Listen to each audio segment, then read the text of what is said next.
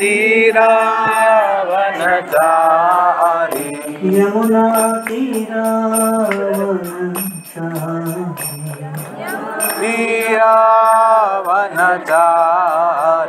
जय राधा माधव कुंज बिहारी जय राधा माधव कुंज बिहारी जय राधा माधव कुंज बिहारी जय राधा माधव कुंज बिहारी जय राधा माधव कुंज बिहारी जय राधा माधव कुंज बिहारी। अभिमन्यु प्राण प्रभु, आपको यहाँ अंदर आना पड़ेगा बिठाने के लिए।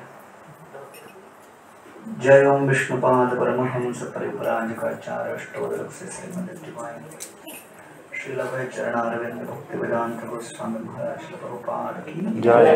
इस्कॉन विभूति संस्थापक आचार्य श्रील प्रभुपाद की जय। जय ओम विष्णुपाद परमहंस परिव्राजकाचार्य अष्टोदक से श्रीमद् डिवाइन ग्रेस श्रील भक्ति सिद्धांत सरस्वती ठाकुर प्रभुपाद की जय। अनंत कोटि वैष्णव वृंद की जय। नामाचार्य श्री हरदास ठाकुर की जय। प्रेम से कहो श्री कृष्ण चैतन्य प्रभु नित्यानंद श्री अद्वैत गदाधर श्रीवासरि गौर भक्त वृंद की जय। श्री श्री राधा कृष्ण गोपीनाथ श्याम कुंड राधा कुंड गिरि गोवर्धन की जय। ग्रंथराज श्रीमद्भागवतम की जय। गौर प्रेमानंदी हरि हरि बोल। All glories to assembled devotees. Hare Krishna. All glories to assembled devotees. All glories to assembled devotees. All glories to Sri Gauranga. गौर हरि बोल।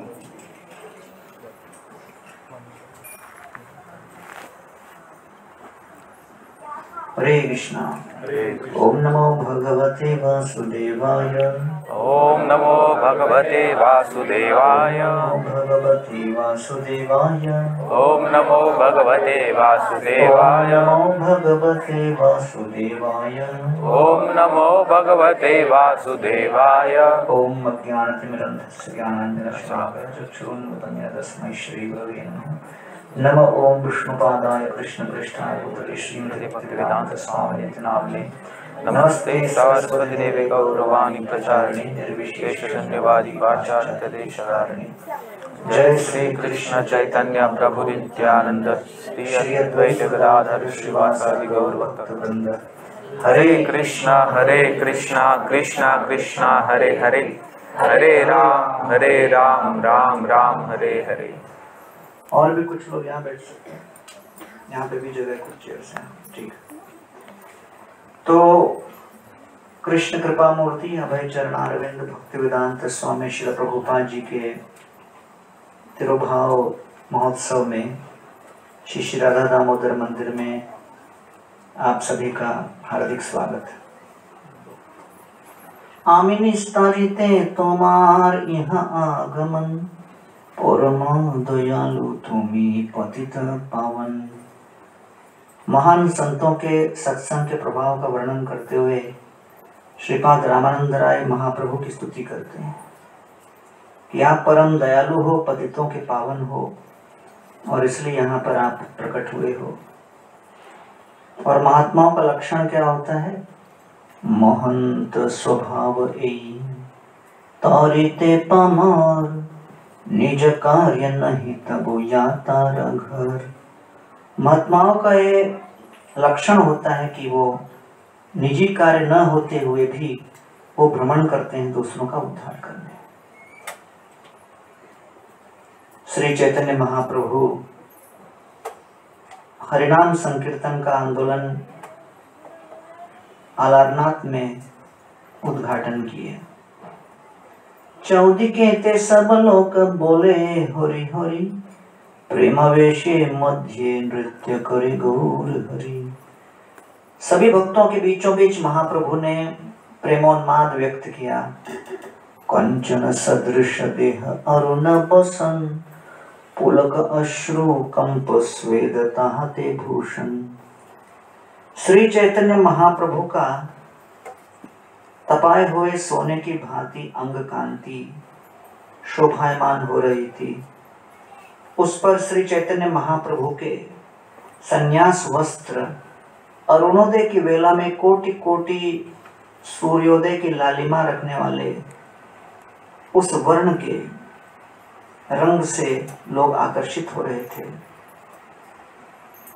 पुलक अश्रु कंप स्वेद तहाते भूषण, नारायण के रूप में, श्री विष्णु के रूप में विभिन्न प्रकार के बहुमूल्य भूषणों से सुसज्जित अब एक वैरागी संत सन्यासी के रूप में श्री चैतन्य महाप्रभु के एकमात्र आभूषण रह गए थे।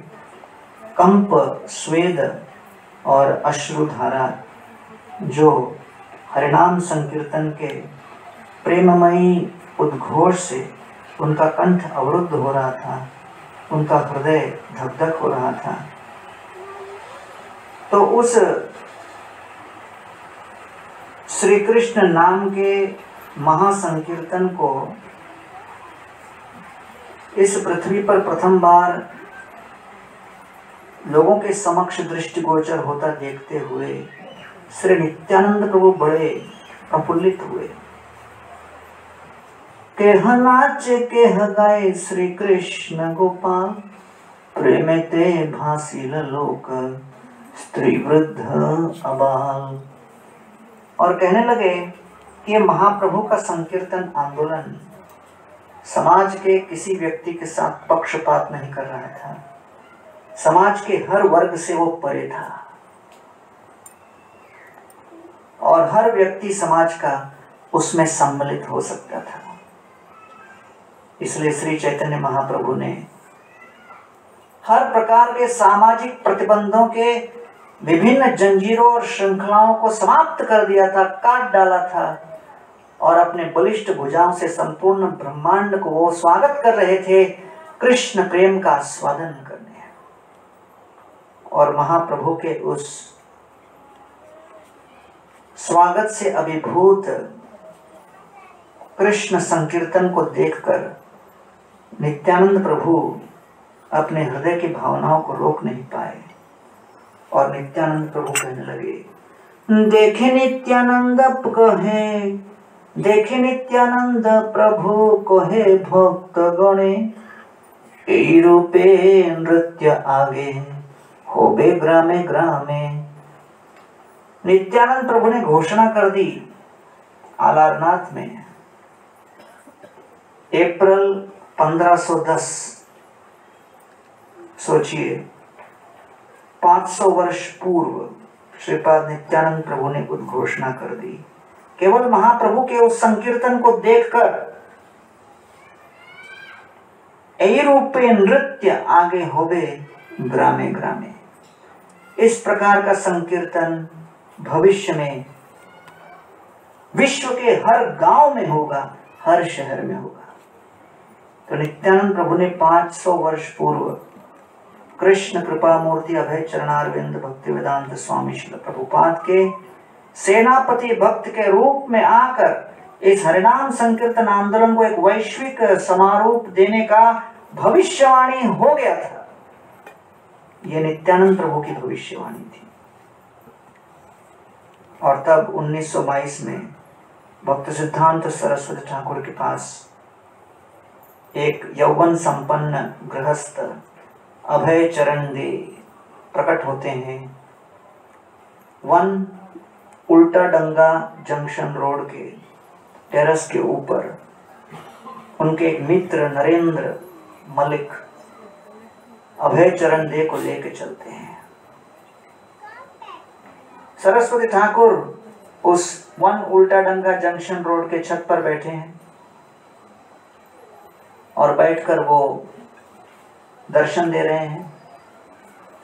जैसे ही अभय चरण दे उनके सामने प्रकट होते हैं, तुरंत श्रील भक्ति सिद्धांत सरस्वती ठाकुर उनको कहते हैं, आप बड़े बुद्धिमान व्यक्ति हो, आप पूरे विश्व में अंग्रेजी भाषा में महाप्रभु के मिशन का और संदेश का प्रचार करो।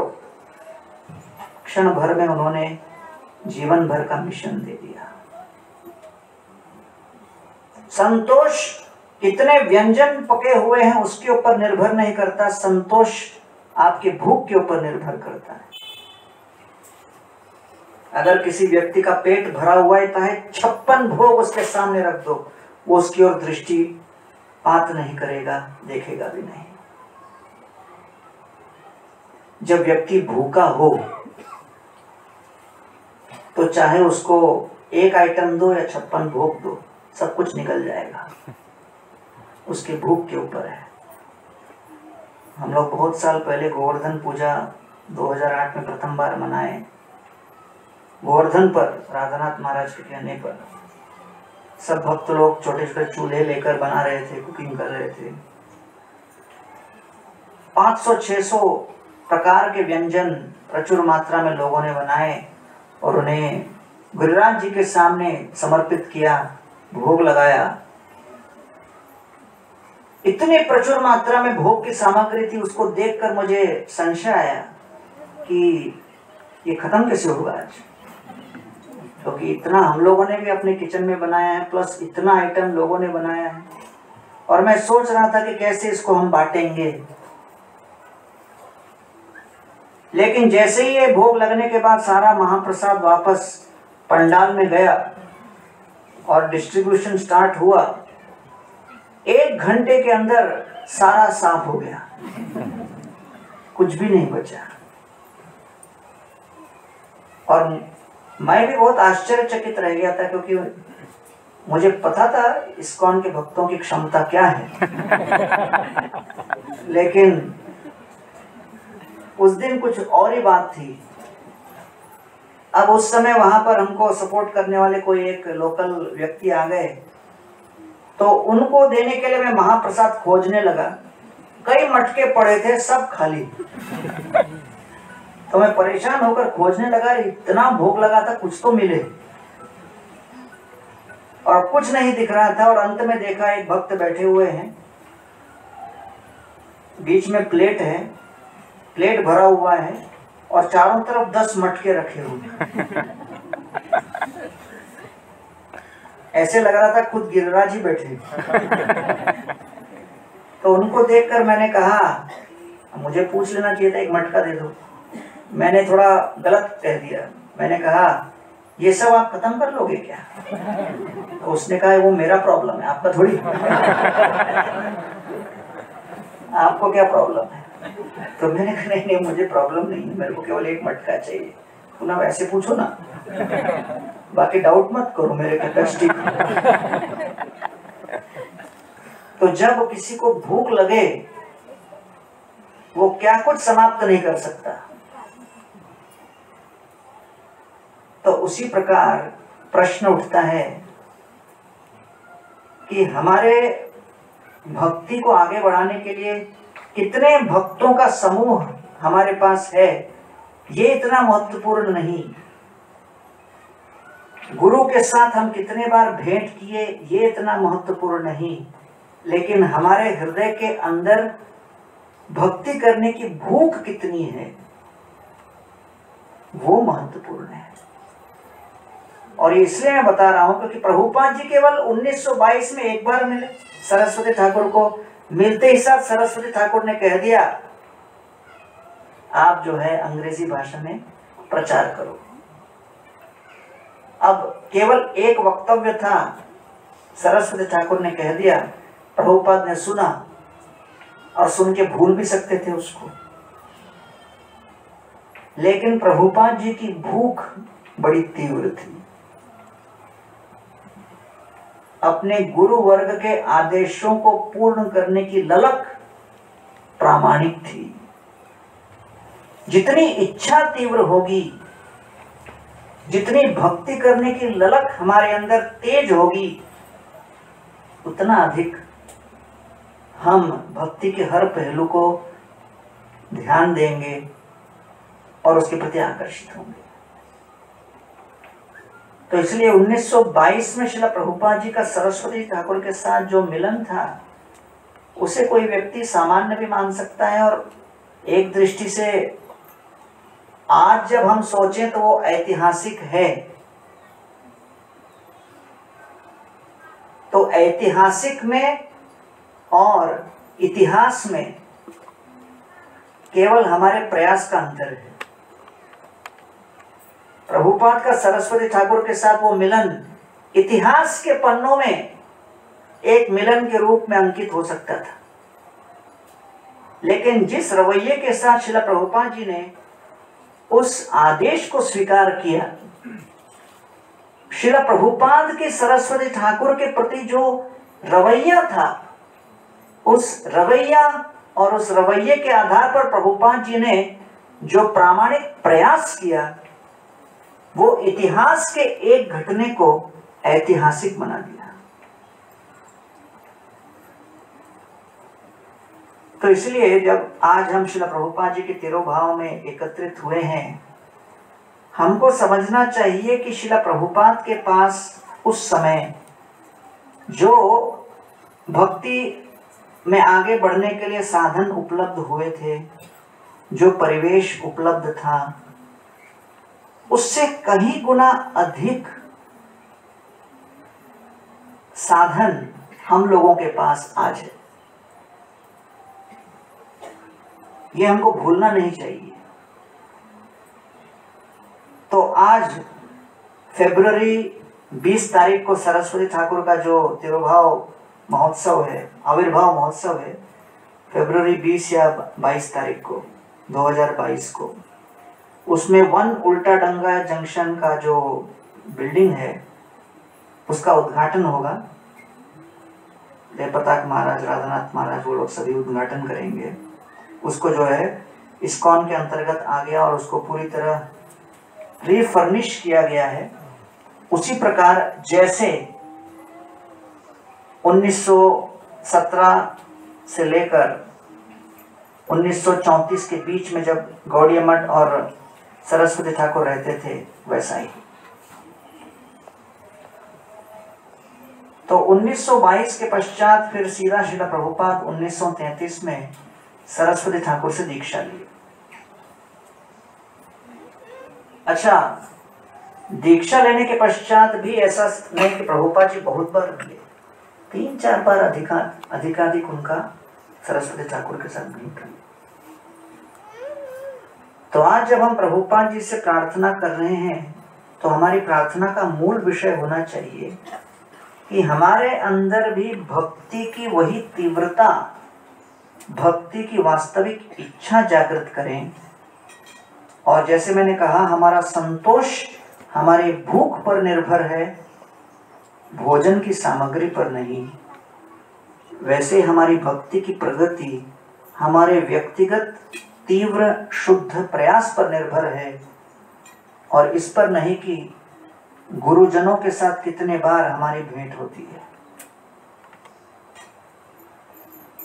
तो इसलिए उस संदेश को, एक भी संदेश को एक बार मिलकर अगर किसी व्यक्ति ने बड़ी तीव्रता के साथ उसे पाला, तो वो क्या सुंदर वृक्ष तैयार हो जाता है। 1944 में श्रील प्रभुपाद जी ने बैक टू गॉडहेड मैगजीन आरंभ किया। फिर 1955 में श्रील प्रभुपाद जी ने वानप्रस्थ धारण किया। और ये सब इस दौरान प्रभुपाद जी कलकत्ता में थे। प्रभुपाद जी रहते थे सीताकांत बैनर्जी लेन में।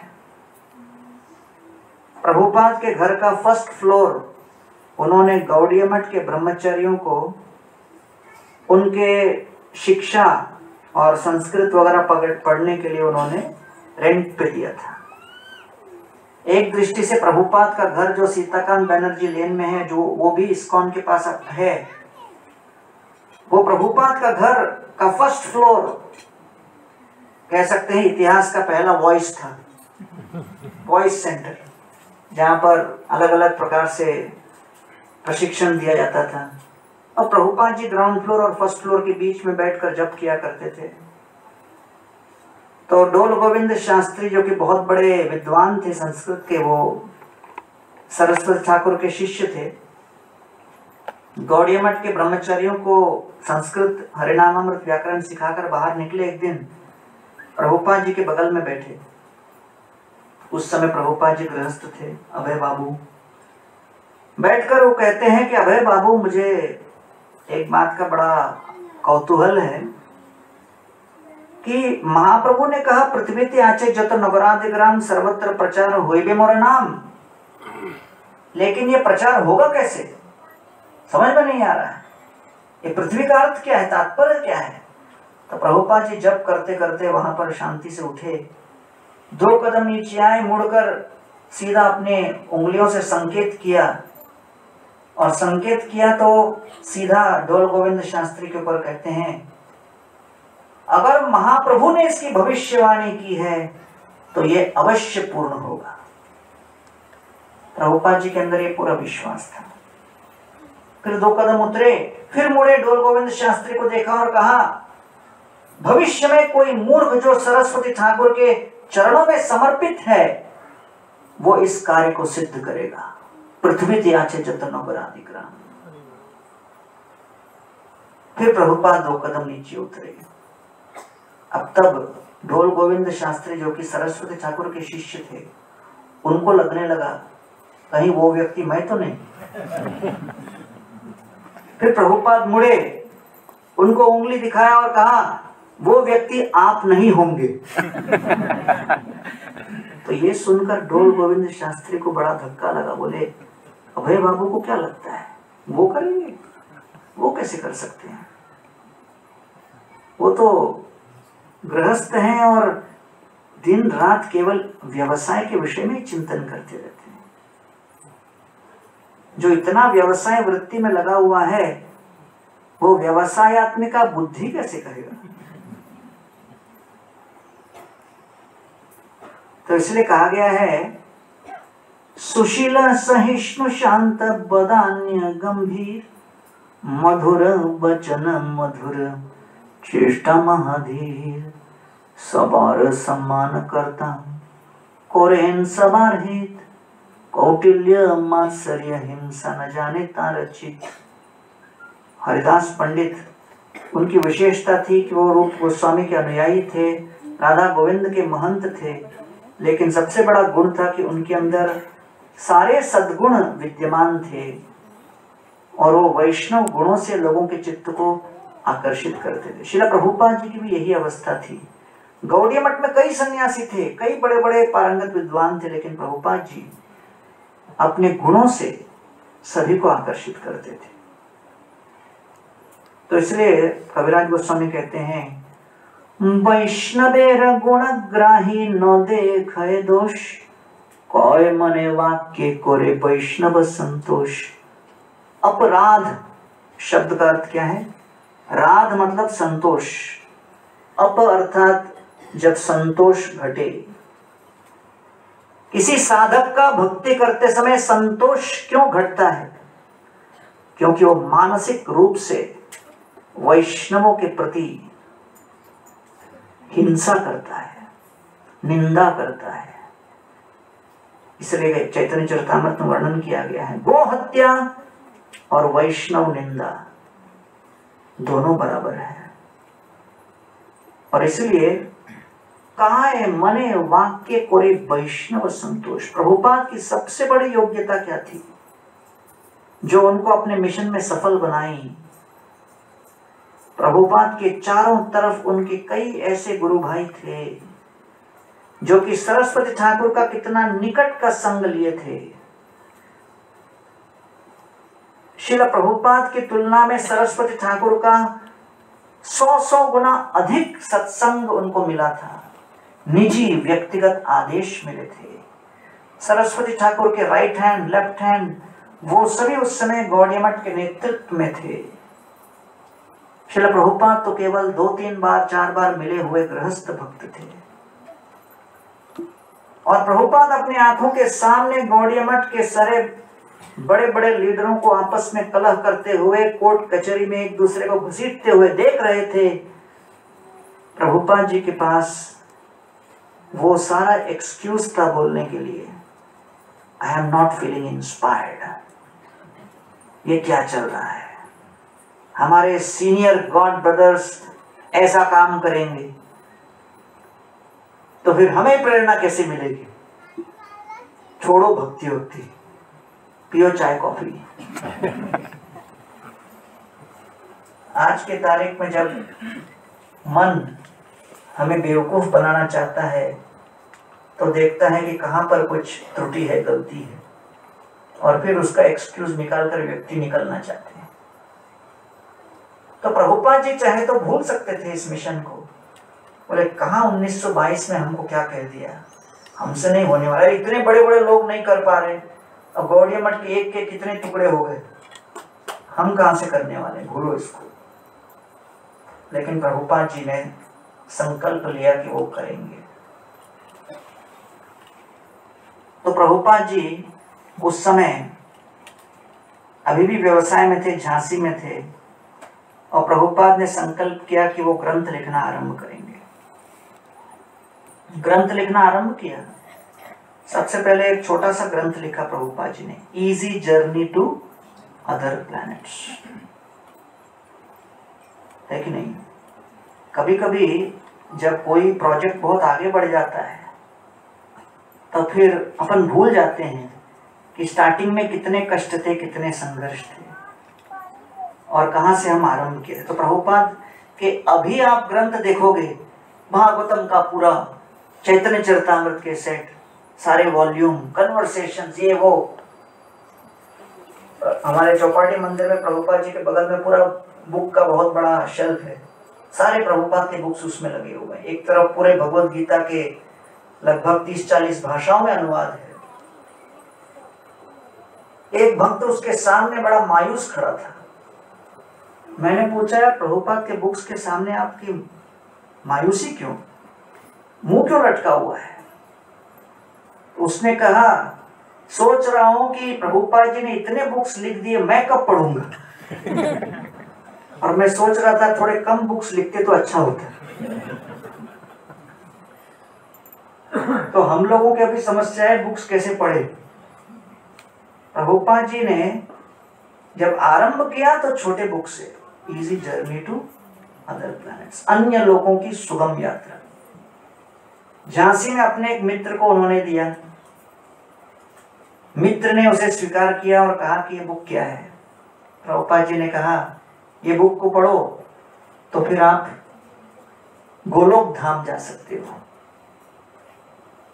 वो मित्र कहता है, गोलोक धाम जाके मैं वापस झांसी आ सकता हूं क्या? प्रभुपाद ने कहा, नहीं, ये संभव नहीं। तो कहता फिर कोई लाभ नहीं इसका। तो प्रभुपाद जी इतने वर्ष भारत में प्रचार किए। एक आचार्य प्रभाकर करके एक शिष्य उनका बना, जो हाफ शिष्य बोल सकते हैं। और फिर प्रभुपाद जी ने जब वानप्रस्थ लिया, और उस समय दिल्ली में वो कड़क धूप में जा जाकर प्रीचिंग करते थे। तो भक्ति प्रदीप तीर्थ महाराज बताते हैं, एक दिन दोपहर का समय था, मई का महीना था, बाहर 47-48 डिग्री का टेम्परेचर था, भयंकर लू चल रही थी। प्रभुपाद जी अपना बैग लेके निकल रहे थे। भक्ति प्रदीप तीर्थ महाराज ने रोक लिया, कहा, कहाँ जा रही हो? बाहर देखो अवस्था क्या है, लू चल रही है, बीमार पड़ जाओगे, मर जाओगे। प्रभुपाद ने कहा, नहीं, एक व्यक्ति ये बैक टू गॉडेड मैगजीन का सब्सक्रिप्शन लेने और मेंबर बनने के लिए तैयार हुआ है, मुझे जाके उसको मिलना है और 5 रुपए इकट्ठा करना है। तो उन्होंने कहा, अरे ये लो, मैं तुमको 10 रुपए देता हूँ, ये लो 10 रुपए, मत जाओ। उसका 5 और मेरी ओर से और 5। प्रभुपाद ने कहा, आप हमारे सीनियर गुरु भाई हो, हमको रोक रहे हो, इसलिए मैं रुक रहा हूं, लेकिन ये मैं संकल्प किया हूं कि कोई भी प्रकार की भौतिक परिस्थिति को मैं अपनी भक्ति और सेवा के इन आशाओं को रोकने नहीं दूंगा। और इसलिए मैंने संकल्प किया है कि अंतिम क्षण तक मैं सरस्वती ठाकुर के इस मिशन को पूर्ण करने का प्रयत्न करूंगा। तो प्रभुपाद जी के सफलता के पीछे उनकी ये तीव्रता, ये बहुत महत्वपूर्ण है। इतने संघर्ष करने के लिए वो तैयार थे, और तब जाकर बहुत प्रयास करके उनको टिकट मिला सुमति मोरारजी के उस लाइनर पर। 1963-64 के आसपास प्रभुपाद जी जुहू में जब घूमा करते थे, और जब जुहू में घूमते थे प्रभुपाद जी की दृष्टि उस लैंड पे आई जहां पर आज जुहू मंदिर है, और प्रभुपाद जी उसको देखकर सोचा करते थे यहाँ एक मंदिर होगा तो कितना अच्छा होगा। तो इस गौड़िया मठ का सबसे पहला प्रॉपर्टी मुंबई में प्रभुपाद जी ने कहा लिया, चौपाटी इस्कॉन के पीछे ग्वालियर टैंक है, वहां पर प्रभुपाद जी जब गृहस्थ थे उन्होंने गौड़िया मठ के लिए वहां पर एक मंदिर ली थी। तो प्रभुपाद 40 रुपए लेकर अमेरिका जाने के लिए तैयार थे, और श्रील प्रभुपाद जी 1965 अगस्त के महीने में वहां से निकले, और जब वो निकले किसी को पता नहीं था कि कलकत्ता से ये महात्मा भविष्य में क्या करने वाले हैं। 70 वर्ष की आयु में लोग रिटायरमेंट की सोचते हैं। न्यूज़वीक मैगजीन ने एक पूरा अपना प्रकाशन दिया, एक इश्यू निकाला जिसमें उन्होंने 70 साल की आयु के ऊपर किन लोगों ने अपना कैरियर स्टार्ट किया उसका वर्णन किया। उसमें प्रभुपाद जी का भी नाम था। He started his career at 70, the main work. तो प्रभुपाद जब उस जलदूत में जा रहे थे, जलदूत अभी बॉस्टन हार्बर पहुंचा नहीं, बॉस्टन हार्बर से एक और जहाज आ रहा था जो दूसरे देश की ओर जा रहा था। तो जब दो जहाज एक दूसरे को क्रॉस करते हैं तो दोनों शिप के जहाज के कप्तान डॉक पर खड़े होकर एक दूसरे को सिग्नल करते हैं कि आगे सब सेफ है। ये उनकी प्रथा है। जैसे प्रभुपाद का शिप उस शिप को क्रॉस कर रहा था, संयोगवश जहां कैप्टन खड़े होते हैं वहां प्रभुपाद खड़े थे, और उन्होंने दूसरे शिप के कप्तान को देखकर प्रभुपाद जी इतना एक्साइटेड हो गए वो अपना हाथ हिलाने लगे, और वो शिप का कप्तान सोचने लगा ये तो सैफरन कपड़े में कप्तान नहीं है, और जिस तरह सिग्नल देते हैं तो कुछ और कर रहा है। लेकिन प्रभुपाद जी का चेहरा देखकर उनके मन में ये भाव पूरा अंकित हो गया, इतना इंप्रेस हो गए प्रभुपाद जी का मुखमंडल देखकर। वो कप्तान वहां से निकले, और फिर कुछ महीनों के बाद वो वापस जब न्यूयॉर्क लौटे तो न्यूयॉर्क लौटने पर न्यूज़पेपर में देखा प्रभुपाद जी का फोटो 26 सेकंड एवेन्यू में सत्संग होता है। उन्होंने कहा अरे चेहरा जाना पहचाना लग रहा है, जहाज में देखा था। और उनको ढूंढते हुए वो प्रभुपाद के पास आए, उनका सत्संग अटेंड किए, प्रश्न उत्तर किए, प्रभावित हुए और प्रभुपाद जी के शिष्य बन गए। तो कई बार लोगों को लगता है कि प्रभुपाद जी का प्रचार अमेरिका पहुंचने के बाद हुआ, लेकिन प्रभुपाद जी का पहला शिष्य तो अमेरिका पहुंचने के पहले ही हो गया था, जहाज में। और फिर एक और प्रभुपाद जी के अनुयायी जो रशिया में है वो बताते हैं उनके ग्रैंडफादर रशियन आर्मी में थे, केजीबी में और मिलिट्री में। तो वो एक स्टोरी बताएं कि अमेरिका और रशिया का उस समय कोल्ड वॉर बिल्कुल चरम सीमा पे था, और उस समय तनाव इतना बढ़ गया था कि लग रहा था कि अब न्यूक्लियर वॉर होने वाला है। और केजीबी ने लगभग घोषणा कर दी थी कि वो अमेरिका के ऊपर वार करेगा, और लगभग सारी तैयारियां हो चुकी थी। और ये कप्तान जो उस मिसाइल कैरियर को लेके अटलांटिक ओशन में थे, अगले दिन वो तैयार थे बटन दबाने के लिए, केवल वेट कर रहे थे ऑर्डर का। और अचानक सुबह सुबह ऑर्डर मिला कि किसी कारणवश हम लोग अपने इस प्लान को पोस्टपोन कर रहे हैं और हम ये न्यूक्लियर वॉर स्टार्ट नहीं करेंगे।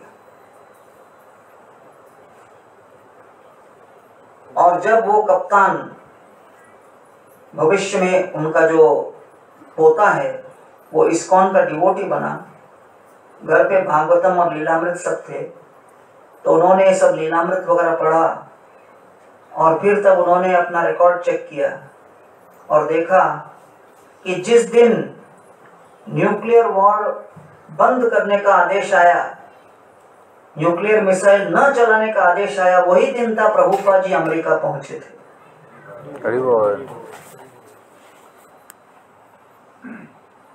अब ये कोई लोग कह सकते हैं तो भाव विभोर करने वाली कथा है, और जो भी हो, ये एक रशिया में भक्त ने ब्लॉग लिखा है।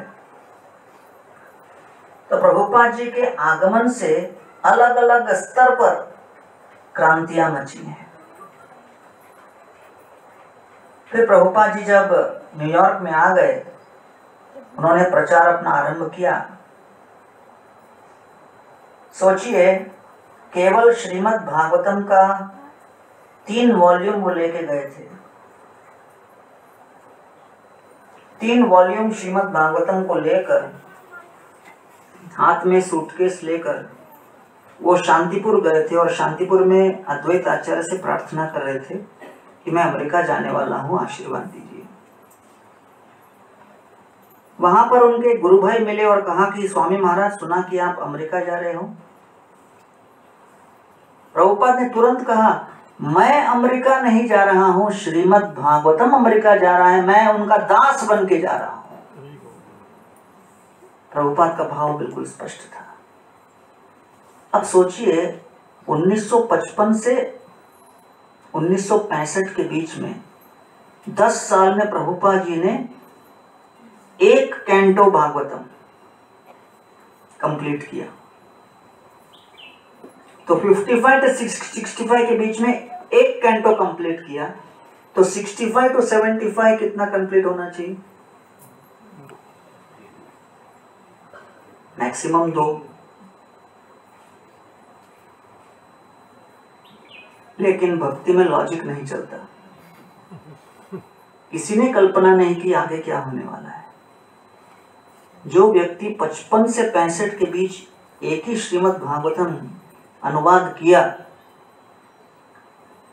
वो अमेरिका में एंट्री मारे तो उनको वीजा मिला विजिटर का। तो देखिए, 1917 में अमेरिकी सरकार ने एक इमिग्रेशन लॉ पास किया था और उस लॉ के अंतर्गत कोई भी एशिया से व्यक्ति आएगा तो वहां पर लिमिटेड लोगों को ही एंट्री मिलेगी। तो 1924 में उन लोगों ने ऐसा लॉ निकाला कि साल में केवल 100 एशियन या इंडियन लोगों को वहां पर रहने को अनुमति मिलेगी। Only 100 were allowed per year। लेकिन श्रीला प्रभुपाद जी जब एंट्री किए सितंबर में विजिटर करके, 2 महीने का एंट्री पास था प्रभुपाद के पास, लेकिन अक्टूबर 2 और अक्टूबर 3, 1965 प्रभुपाद की एंट्री के लगभग 1 महीने बाद उस समय के प्रेसिडेंट लिंडन जॉनसन ने स्टैच्यू ऑफ लिबर्टी के नीचे एक नया लॉ निकाला। और वो लॉ क्या था कि अभी तक जो अलग अलग देश से आने वाले लोगों के ऊपर प्रतिबंध था, लिमिटेशन था, उसको हम तुरंत रद्द कर रहे हैं और विश्व के किसी भी कोने से कोई भी व्यक्ति आके अमेरिका में अब बस सकता है। अच्छा, इसके पीछे मूल कारण क्या था? इसके पीछे मूल कारण था कि 1959 में अक्टूबर के महीने में रशिया ने अपने पहले व्यक्ति को स्पेस भेज दिया था। तो उसको देखकर अमेरिका घबरा गया और उनको लगा कि भाई हम लोग को भी विश्व के सबसे तगड़े लोगों को आकर्षित करना चाहिए, तो इसलिए उन्होंने अपनी इमिग्रेशन पॉलिसी को बदल दिया।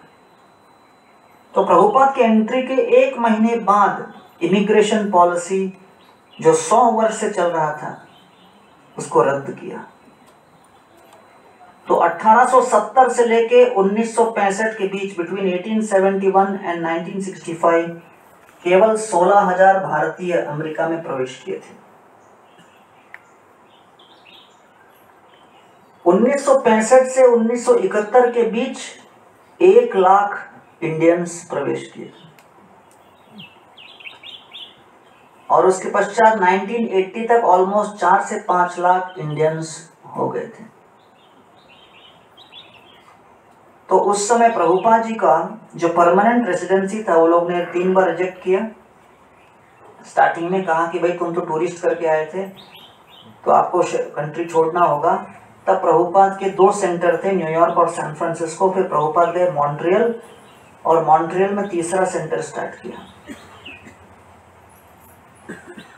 प्रभुपाद ने एक बहुत महत्वपूर्ण वचन कहा है, In all of my years in devotional service, I believed in the policy, never complain. Never complain. कभी शिकायत मत करो। जो व्यवस्था भगवान करके दें, जल की तरह जहां जो स्थान मिल जाए घुस जाओ। स्थान नहीं मिलता, प्रतीक्षा करो, कभी तो डैम फूटेगा। No complain. ये प्रभुपाद जी की बड़ी विशेषता थी। मॉन्ट्रियल में आ गए, लोगों ने कहा कि अभी तो आपका अमेरिका में जाने का चांस ही नहीं है। प्रभुपाद ने कहा कोई बात नहीं, हम यहीं बैठकर इसको हेडक्वार्टर्स बनाएंगे। मॉन्ट्रियल को हेडक्वार्टर्स बनाने के लिए तैयार हो गए। फिर प्रभुपाद ने कहा अभी हम ऐसा करेंगे, हम मेन 2-3 मंदिर बनाएंगे।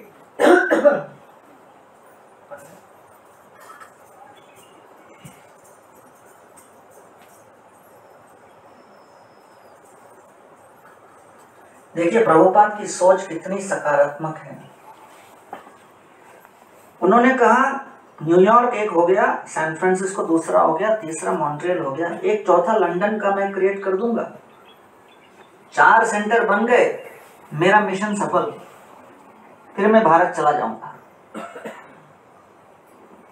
तो देखिए ऐसा नहीं कि आचार्य जब निकलते हैं तो सब कुछ प्लान उनका रेडीमेड निकलता है उनके साथ। हर चीज इवॉल्व होता है। You have to allow the devotees to create, make mistakes, edit their plan and move along. ये कोई बिजनेस प्लान नहीं होता। ये भगवान जैसे विचार करते हैं उसके हिसाब से चलता है।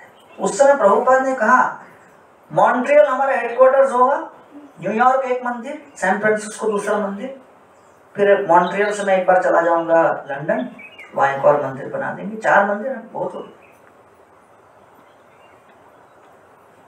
लेकिन कुछ भक्तों ने कहा कि चलिए एक बार फिर ट्राई कीजिए अमेरिका में परमानेंट रेसिडेंसी के लिए।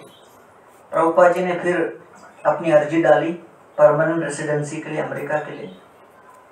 और तब तक मैंने जैसे बताया अक्टूबर 3 तारीख 1965 में जो नया लॉ आया था उसके अंतर्गत वही एप्लीकेशंस को दूसरी दृष्टि से देखा जा रहा था। तो फिर जब प्रभुपाद का कनाडा से एप्लीकेशन गया परमानेंट रेसिडेंसी के लिए, वो स्वीकार हो गया और उस न्यू लॉ के अंतर्गत Prabhupad ji was among the first people to be granted permanent residency. He was one of the first beneficiary of the new immigration law of USA. तो ये बड़ा ही महत्वपूर्ण मुद्दा रहा। और फिर प्रभुपाद जी न्यूयॉर्क में जितने यौवन संपन्न लोगों को मिल रहे थे सबको जोड़ रहे थे भक्ति में। और आजकल यहाँ पर तो पूना के बहुत सारे भक्त लोग आए हैं तो आप लोग तो अच्छे अच्छे कॉलेज के स्टूडेंट्स को प्रीच करते हो, या भारत में अभी यहाँ अपने महाराष्ट्र से विटा से सब लोग आए हैं, सब लोग कृष्ण के बारे में, राम के बारे में, विट्ठल के बारे में सब जानते हैं, वैदिक सभ्यता संस्कृति से परिचित हैं। प्रभुपाद जी लेक्चर देते तो सामने सब आधे से ज्यादा गांजा वांजा फूक के बैठे रहते थे। लेकिन प्रभुपाद ने कभी ये नहीं सोचा रे कौन गए गुजरे आके बैठ गए। प्रभुपाद ने कहा जो भी आए हैं उनको प्रचार करना है। एक पूरी तरह नशे में धुत व्यक्ति प्रभुपाद जी का एक लेक्चर अटेंड किया जिसमें प्रभुपाद जी वैकुंठ का वर्णन कर रहे थे। लेक्चर के बाद वो हाथ उठाता है और पूछता है, स्वामी जी वैकुंठ क्या होता है? अब प्रभुपाद जी उसको देखने लगे और सोचे इसको मैं क्या बताऊं, ये तो दूसरी दुनिया में अन्य लोगों की सुगम यात्रा कर चुका है, इसको भी मैं वैकुंठ क्या समझाऊंगा। लेकिन प्रभुपाद जी का हृदय जो कि करुणा वरुणालय है, बड़े प्रेम से दृष्टिपात करके बोलते हैं, Prabhupad ji Vaikuntha, Vaikuntha is like ocean of LSD, LSD के बड़े सागर की तरह है। तो वो व्यक्ति तुरंत देखकर बोलता है ओ, मतलब वैकुंठ जाने लायक जगह है। तो प्रभुपाद जी का मेन लक्ष्य यही था कि उसके मन में वैकुंठ के प्रति कुछ आकर्षण बढ़ाए। फिर प्रभुपाद जी वहां पर भक्त लोगों को खुद कुकिंग वुकिंग सिखा रहे थे। प्रभुपाद जी खुद उन लोगों को कैसे सेवा करनी है बता रहे थे, खुद उनके लिए कुकिंग करके देते। वो लोग खा के चले जाते थे, प्रभुपाद जी फिर उनका सब झूठा बर्तन धोते थे। अरे 70-71 वर्ष के गौड़ीय वैष्णव सन्यासी, संस्कृत के कितने बड़े विद्वान, न्यूयॉर्क के 18, 19, 20 वर्ष के जो नौजवान नव युवतियों के झूठा प्लेट पैर के धो रहे हैं। ये प्रभुपाद जी का सेवा भाव था और प्रभुपाद जी ने इतने प्रेम से उनकी सेवा की। 6 महीने के बाद एक हिप्पी उसमें से पूछता है, मैं देखता हूं कि आप सब हमारे जाने के बाद आप ही शायद धोते होंगे, हम थोड़ा धो लें क्या? प्रभुपाद जी ने कहा 6 महीने से मैं वेट कर रहा था कि कोई पूछेगा ये। फिर प्रभुपाद जी ने धीरे धीरे उनको सेवा में नियोजित किया। फिर हमारे हयग्रीव प्रभु देखे कि प्रभुपाद जी बैठ के हाथ से लिख रहे हैं। उन्होंने कहा मैं बहुत फास्ट टाइपिंग करता हूँ, आप मुझे अपना कुछ दे दीजिए, मैं टाइप करके ला दूंगा। प्रभुपाद जी ने कुछ अपने डॉक्यूमेंट्स दे दिए हस्तलिखित। हयग्रीव प्रभु लेके गए, अगले ही दिन टाइप करके ले आए। प्रभुपाद ने कहा अरे बहुत फुर्ती से आप कर लेते हो, कैसे किया? कहा अरे प्रभुपाद जी ये तो मेरा काम ही है, प्रोफेसर हूँ, टाइपिंग तो मुझे आता ही है। फिर उन्होंने कहा कि प्रभुपाद जी, उस समय वो प्रभुपाद नाम नहीं बोलते थे, स्वामी जी और कुछ है क्या टाइप करने? प्रभुपाद जी ने कहा अंदर चलो दिखाता हूँ।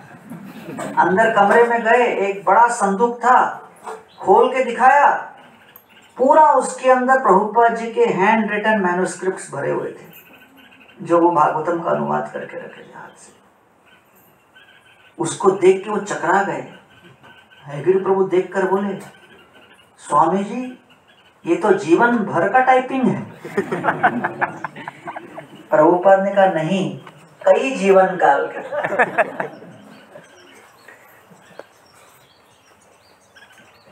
फिर वो लोग सोच रहे थे कि कोई एक ऐसा व्यक्ति चाहिए जो बिल्कुल, हाँ, गर्गमुनि प्रभु सोचे कि प्रभुपाद जी ने कहा, उन्होंने, गर्गमुनि प्रभु ने एक दिन प्रभुपाद जी को प्रश्न किया, स्वामी जी शिष्य का क्या कर्तव्य होता है और गुरु का क्या कर्तव्य होता है? प्रभुपाद जी ने कहा गुरु का कर्तव्य है कृष्ण की सेवा, शिष्य का कर्तव्य है गुरु की सहायता करे उस सेवा में। तो गर्गमुनि प्रभु निकले, बाजार में जा रहे थे। अचानक एक मशीन देखा, उनको लगा अरे ये मशीन काम आएगा, शायद प्रभुपाद जी इसमें रिकॉर्डिंग कर सकते हैं, फिर अगले दिन दूसरे कोई टाइपिंग कर देंगे, प्रभुपाद जी का टाइपिंग का काम फास्ट होगा। तो इम्पोर्टेंट मोड था ये, क्योंकि नहीं तो तब तक प्रभुपाद जी खुद ऐसे ऐसे ऐसे करके टाइप कर रहे थे। इस बात को सोच के उन्होंने वो मशीन खरीद ली। मशीन प्रभुपाद जी के पास लाए, रख दिया।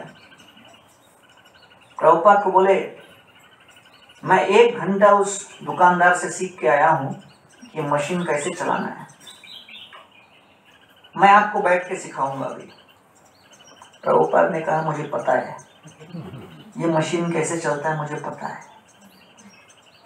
तो गर्गमुनि प्रभु ने कहा आप इंडिया में इसको देखे हो क्या? प्रभुपाद ने कहा नहीं। आप ये मशीन कभी नहीं देखे? नहीं। लेकिन चला लोगे? प्रभुपाद ने कहा हाँ। तो गर्गमुनि प्रभु बड़ा अचरज में पड़ गए, फिर बोले चलाइए।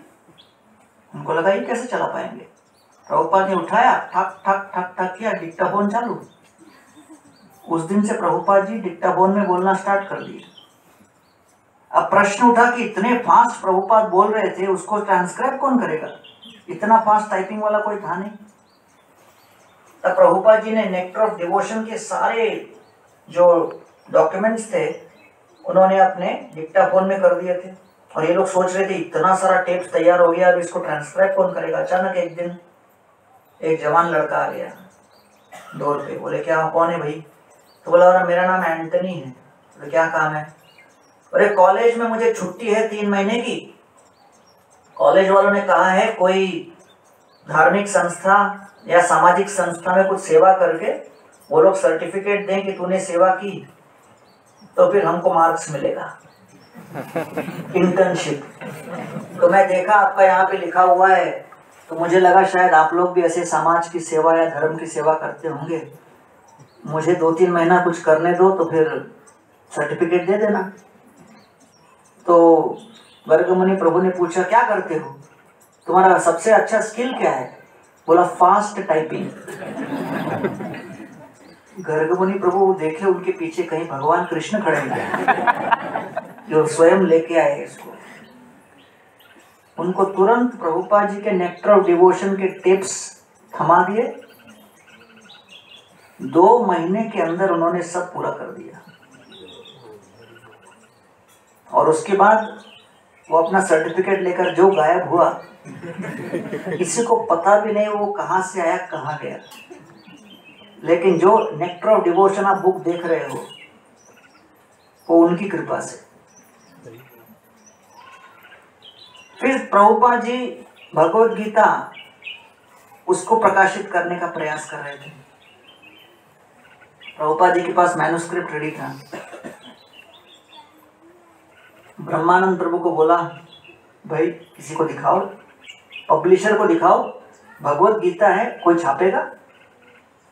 ब्रह्मानंद प्रभु 20 प्रिंटर पब्लिशर के पास गए, कोई भी उसको करने के लिए तैयार नहीं।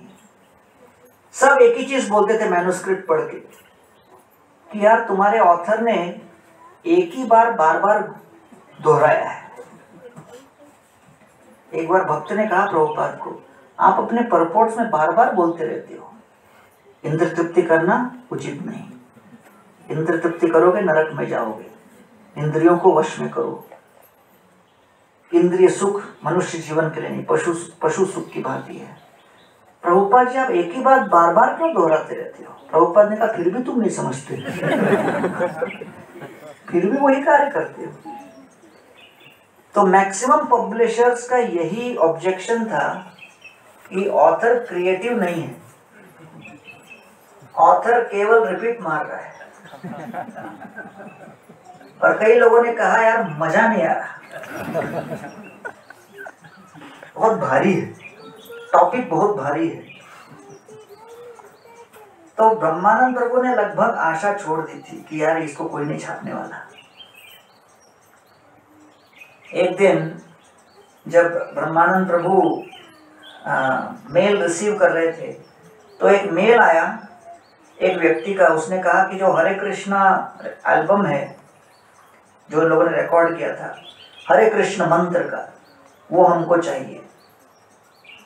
फिर देखा व्यक्ति का नाम लिखा था और वो मैकमिलन पब्लिशिंग कंपनी का कोई एक एम्प्लॉय था। तो ब्रह्मानंद प्रभु को क्या लगा, प्रभुपाद के पास गए, बोले Prabhupada ji, Macmillan publishing company के किसी व्यक्ति ने हमारा हरे कृष्णा एल्बम का टेप मांगा है। प्रभुपाद ने कहा टेप लो और पर्सनली जाके दो, मेल से मत भेजो। अच्छा, तो फिर मैं अपने साथ क्या भगवत गीता का मैन्युस्क्रिप्ट भी लेके चलूं क्या?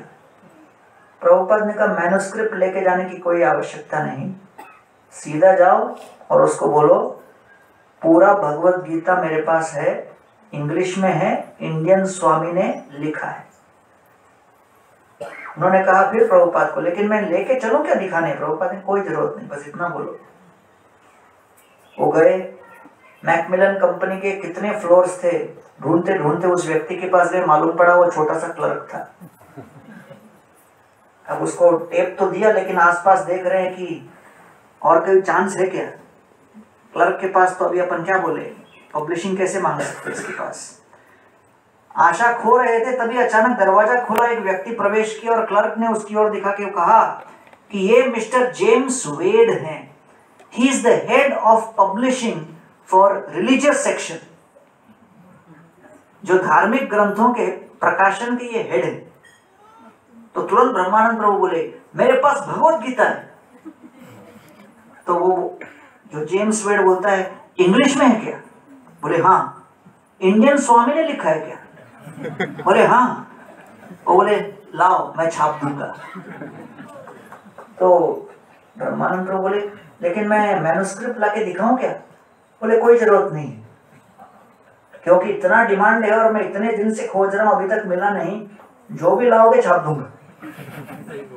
ब्रह्मानंद प्रभु इतने एक्सटेसी में आ गए कि बोले ये क्या हो क्या रहा है।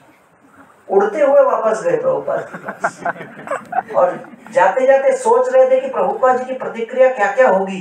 प्रभुपाद जंप लगाएंगे, आलिंगन करेंगे, हम लोग दोनों फिर नाचेंगे, ऐसा वैसा सोच रहे थे। लेकिन जैसे प्रभुपाद के पास गए, प्रभुपाद को कहा प्रभुपाद जी, प्रभुपाद ने यस, आपका Bhagavad Gita Macmillan company publish करने के लिए तैयार हो गया है।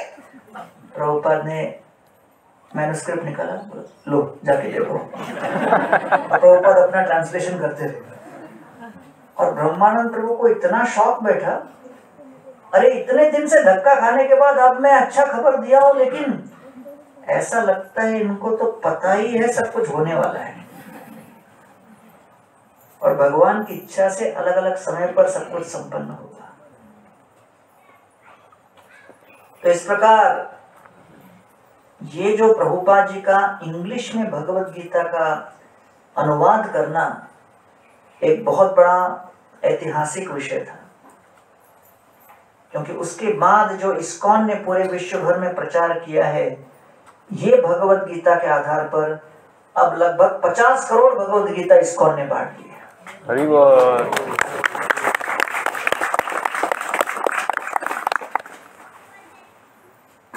अब Prabhupada ji deity worship introduce की है कि नहीं? अब किसी ने भारत के बाहर इतना डीटीज वर्शिप कभी सोचा भी नहीं था। भारत में 20 लाख मंदिर है, लेकिन भारत के बाहर राधा कृष्ण के मंदिर, सेवा, पूजा कभी किसी ने सोचा नहीं। प्रभुपाद जी ने रिस्क लिया और प्रभुपाद जी ने जगन्नाथ के डीटीज से स्टार्ट किया है कि नहीं? मालती माता जी जगन्नाथ का कोई छोटा सा एक विग्रह उठा के लेके आ गई थी कोई शॉप से, उनको पता भी नहीं था वो क्या है। जैसे ही रखा प्रभुपाद के सामने, प्रभुपाद जी ने प्रणाम किया। मालती माता जी प्रणाम क्यों कर रही हैं? प्रभुपाद ने कहा जगन्नाथ है और दो होंगे, ये काले हैं, एक पीले और सफेद। वो कहाँ से लाए? बोले दुकान से लेके आओ, वो दोनों को भी लेके आओ। मालती माता जी सोची लेकिन मैं तो उठा के लाई थी इसको, इसके पैसे नहीं भरे, बाकी दोनों मांगने जाऊंगी तो फंस जाऊंगी, तो बाकी दोनों को भी उठा के लाए। फिर प्रभुपाद जी ने उनके पति श्याम सुंदर प्रभु को कहा इसके आप विग्रह बनाओ। तो उन्होंने अपने अपार्टमेंट में बैठ के जगन्नाथ बलदेव सुभद्रा का कार्विंग किया। फिर प्रभुपाद जी ने उनकी प्रतिष्ठा की सैन फ्रांसिस्को के मंदिर में। सब हिप्पी लोग आए थे, एक ही क्वालिफिकेशन था, कपड़ा पहन के आओ, बाकी कोई क्वालिफिकेशन नहीं। हाथ में मोमबत्ती दिया, पहले हिप्पी ने पूछा क्या करूं, प्रभुपाद ने कहा घुमाओ। उसने पूछा कितनी बार, प्रभुपाद बोले जब तक हाथ थकता नहीं। बड़ा सिंपल तरीके से इंस्टॉलेशन हुआ। सब लोग एक दूसरे को मोमबत्ती देख के वो प्रतिष्ठा की। अगले दिन प्रभुपाद आए, देखे जगन्नाथ भगवान गायब है, केवल बलदेव सुभद्रा। बोले जगन्नाथ कहाँ है? बोले हम बीच पे लेके गए। बीच पे क्यों लेके गए? उन्होंने कहा आपने कहा कि जो आपको अच्छा लगता है भगवान को दो, तो हमें बीच पे घूमना अच्छा लगता है, हमको लगा भगवान बोर हो रहे होंगे इसलिए घुमा लाते। प्रभुपाद जी ने कहा इनको घुमाने की प्रक्रिया उसको कहते हैं रथ यात्रा। फिर प्रभुपाद जी ने रथ यात्रा स्टार्ट किया। फिर एक कोई प्रोफेसर थे, वो प्रभुपाद जी को चैलेंज करने लगे, आप जगन्नाथ जी को विश्व के कोने कोने में कैसे लेके गए? प्रभुपाद ने कहा ये जगन्नाथ है, उड़िया नाथ नहीं है। तो प्रभुपाद जी ने जगन्नाथ रथ यात्रा सब जगह आरंभ की। प्रभुपाद जी ने राधा कृष्ण के विग्रह स्टार्ट किए, इंस्टॉलेशन। प्रहलादानंद स्वामी बोले जब वो नए नए भक्त बन के आए किसी मंदिर में, वहां का पुजारी वहीं से निकल रहा था उस दिन। निकलते निकलते उसने प्रहलादानंद महाराज को पुजारी रूम के चाबी पकड़ा दिए। बोले भाई अभी तुम हेड पुजारी। बोले हेड पुजारी मैंने कभी पूजा ही नहीं किया। बोले अभी आधे घंटे में आरती है। आरती क्या होती है? बोले वो बस अगरबत्ती लैंप ऐसे घुमाना पड़ता है, ऐसे ऐसे घुमा देना। बोल के वो निकल गए। ये था इनका हैंडओवर। और निकलते निकलते वो चले गए। प्रहलादानंद महाराज आरती स्टार्ट किए। आरती स्टार्ट करते समय सोचने लगे कितना समय घुमाना है वो नहीं बताया, तो अगरबत्ती आधा घंटा घुमाए, दीप को आधा घंटा घुमाए। पहली आरती 3 घंटे चली। फिर बोले ऐसा 6 आरती करना तो 18 घंटा होगा। तो फिर उन्होंने क्लैरिफाई किया आरती में कितना घंटा करना पड़ेगा। फिर उन्होंने प्रभुपाद जी को पत्र लिखा, यहाँ पर मैं किसी की तो सेवा कर रहा हूं, ये 3 लोग बैठे हुए यहाँ पर, एक काले, एक पीले, एक सफेद, लेकिन ये है कौन? फिर प्रभुपाद का पत्र है, ये जगन्नाथ बलदेव और सुभद्रा। बोले ओ thanks for the clarification. Prabhu Germany के मंदिर में थे। प्रभुपाद ने कहा था जहां भक्ति अच्छी होगी तुलसी का प्लांट बढ़ेगा। तो कोई इंडियन व्यक्ति आके एक पौधा दिए, बोले ये तुलसी है। बोलो तुलसी समझ के उसको अच्छी तरह पानी वानी देने लगे, फट से पड़ गया। बोलो खुश हो गए, बोले अपनी भक्ति अच्छी चल रही। दूसरे एक भारतीय आए, बोले ये तुलसी नहीं बम्बू है। तो बताएं कि अगर प्रभुपाद नहीं होते तो हम लोगों को वैदिक सभ्यता और संस्कृति का जो बेसिक ज्ञान था वो भी उस समय विद्यमान नहीं था।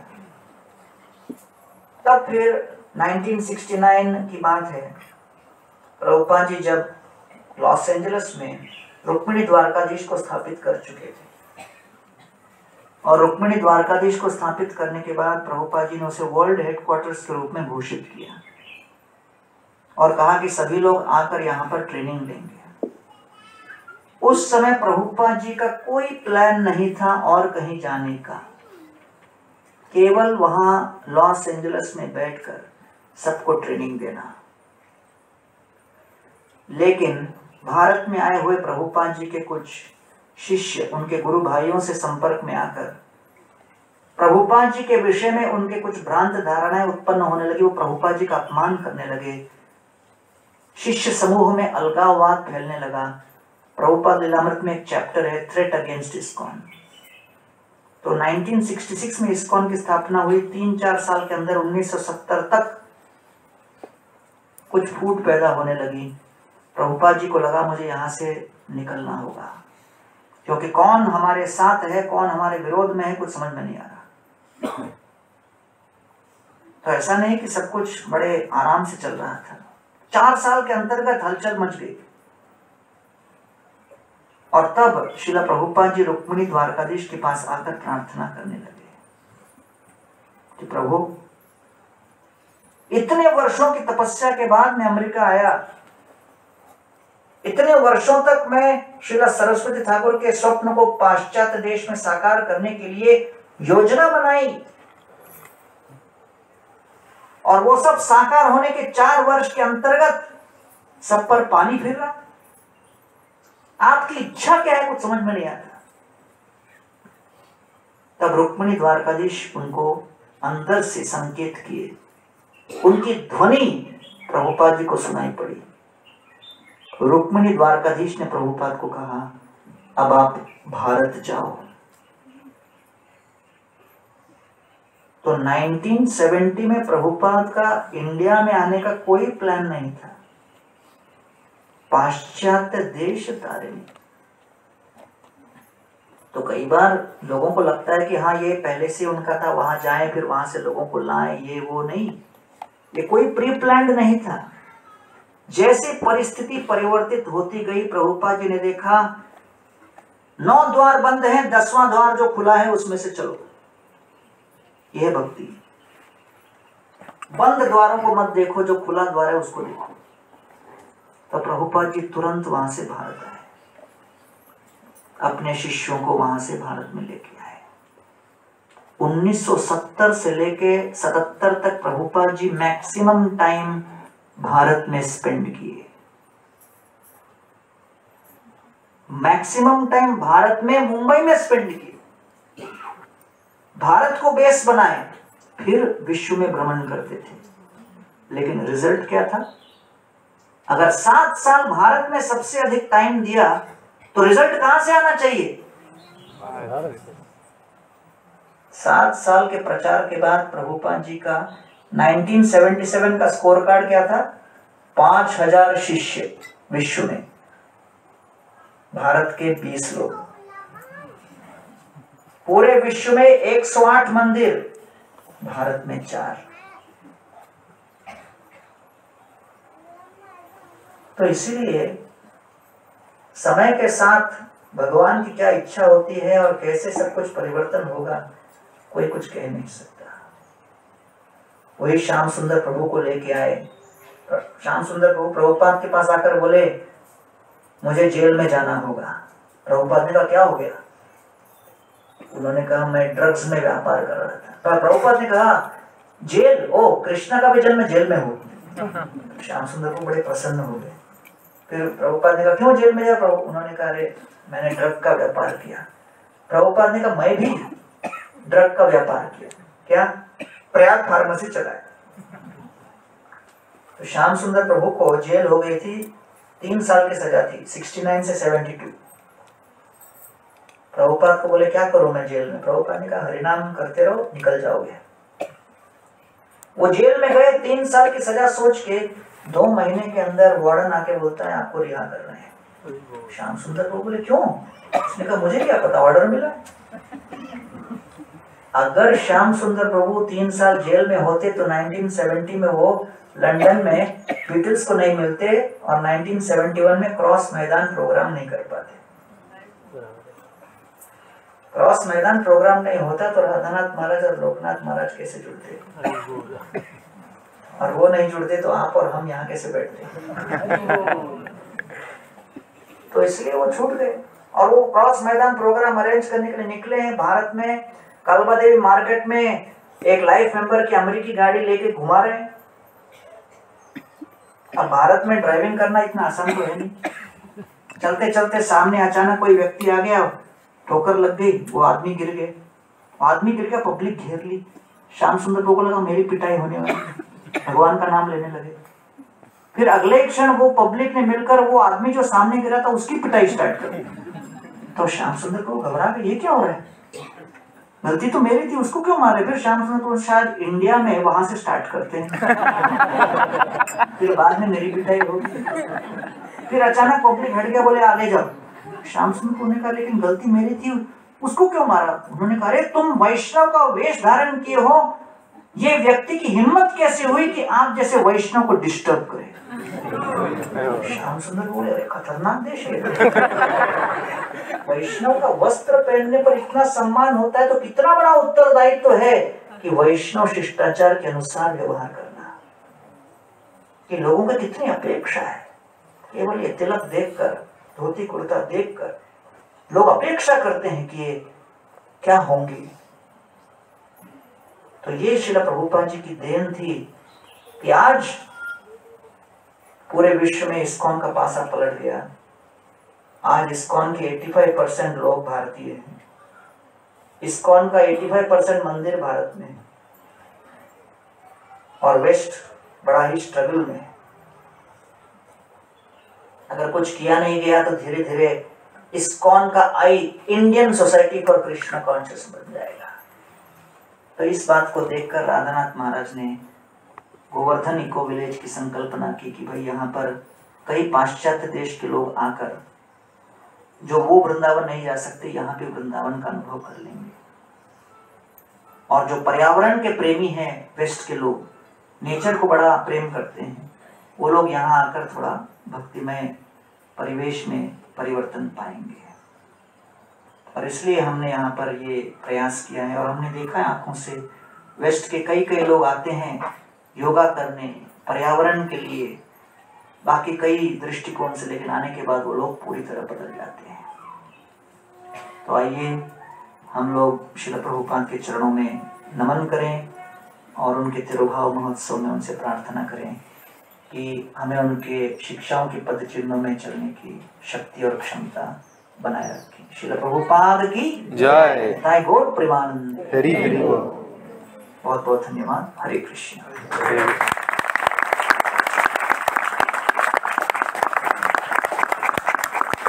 हरे कृष्णा। तो सबको निवेदन है, कृपया करके आप बाहर आके गिरिराज जी, जहाँ हमने परिक्रमा किया, गिरिराज जी के पास अभी गिरिराज आरती शुरू हो रहा है। कृपया करके 6 बजे वहाँ पर पहुँचिए। गिरिराज जी जैसे आरती समाप्त होता है 6:10 को आप ये यमुना के किनारे सामने आ जाइए। यहाँ पर यमुना की आरती 6:10 को शुरू होगा। यमुना आरती तत्पश्चात यहाँ पर ही दामोदर अष्टकम के दियादान करेंगे। दियादान करके यहाँ